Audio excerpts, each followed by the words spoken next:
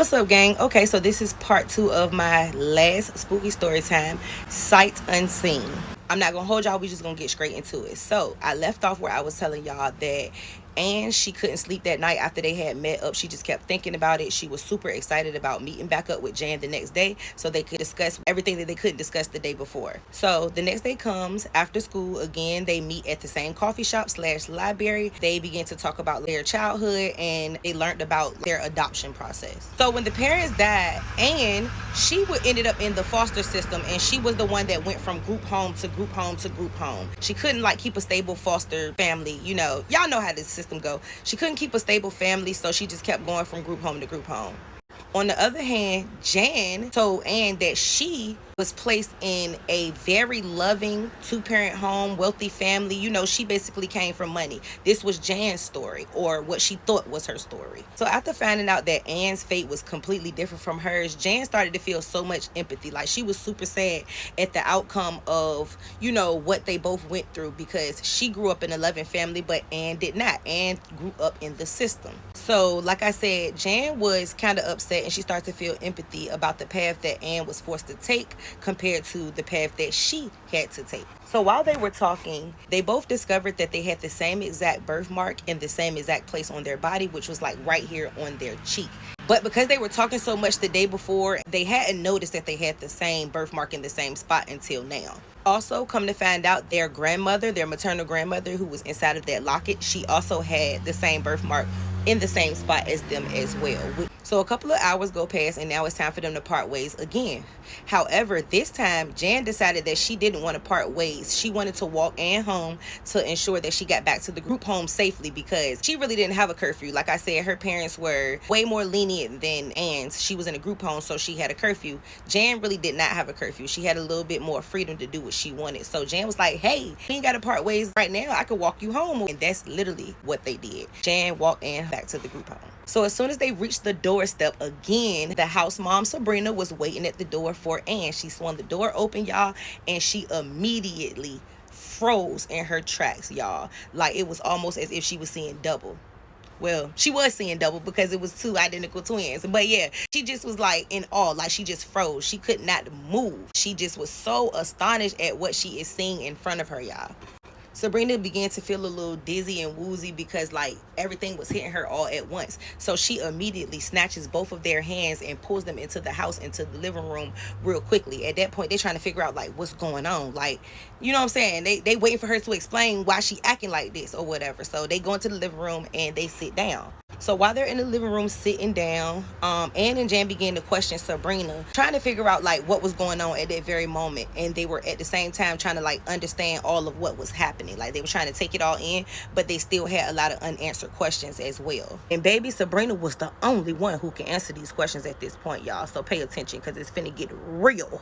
So before Sabrina could explain to them what was on her mind and what was going on, Jan had asked to use the restroom. So they looked at each other, and then Anne was like, okay, cool. Anne pointed Jan in the direction of the bathroom. Jan walks away, goes into the bathroom. Anne sits back down with Sabrina, and Sabrina begins to explain exactly what's going on and how she's feeling and why she looked at them in such a astonished manner. So Sabrina began to tell Anne that she was born a twin. She had a twin sister, which was Jan. A few months after they were born, they were separated. So now this kind of means that everything that Anne and Jan thought that they knew about their life and their lineage was not true. Now they're finding out that damn near their whole life was a lie. Well, Anne is finding out because right now Jan ain't even right there. Jan went into the bathroom, and Anne just could not wait for her to come back out to get answers out of Sabrina. So she was like, just tell me what's going on now. So Sabrina begins to explain to Anne everything that's going on. Plot twist. This is what she told Anne, y'all. So after explaining that they were separated at birth, Sabrina begins to tell her story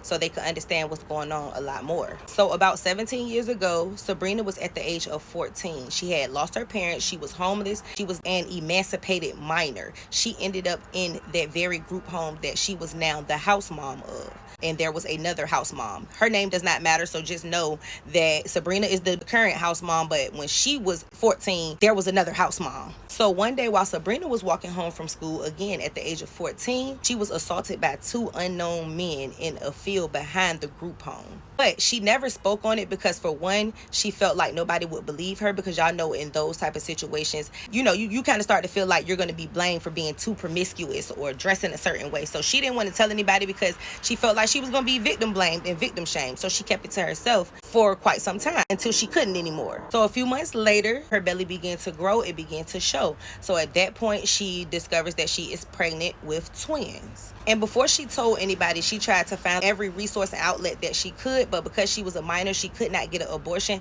without an adult or a guardian present while she gets an abortion. So at that point, Sabrina had no choice but to tell her house mom, who was the house mom at that time. And the house mom came up with a plan to try to get the babies adopted into a nice, wealthy family once they were born, because she knew that Sabrina was too young to take care of twins, and she knew that she couldn't afford to take care of the kids that were already in the group home as well as a new set of twins. Now, I know I said that Ann ended up like from group home to group home, but that was when she got older. As a child, she was adopted into a loving 2-parent home that Sabrina and the house mom had found for her, but that was only up until a certain age. So the 2 parents that I was speaking on earlier, that Ann was adopted into their family, that's who she was with around this time at the age of 1 till they passed away and she had to go back into the system. However, Jan's fate was a lot different. They could not find anybody to adopt Jan. The process of Jan's adoption was not easy or pleasant at all. So she ended up having to stay with Sabrina and the house mom at the group home until they felt like they could find a family for her to go into. So now Ann is adopted, but Jan is not. She's still at the group home with Sabrina, the house mom, and the other people that live there. And again, this was when Ann and Jan were at the age of 1. So one day, Sabrina was not feeling well, so she had laid Jan down for a nap, and she decided to walk to the nearest pharmacy to get her some anxiety pills and to get her postpartum pills. So when Sabrina got back home, she immediately went to go check on Jan, and she goes up to her room, to her crib, and Jan is not in the freaking crib, y'all. Like, Jan is gone. So Sabrina immediately starts panicking. Now she's searching through the house looking for Jan. Like, she calling her name. She looking for her. Mind y'all, Jan is 1, so it's only but so much she can do. But she's still panicking at this point. Okay, so I'm gonna stop the story right here. Y'all stay tuned for part 3. Comment 3s in the chat, y'all, and I'll see y'all in the next part. Bye.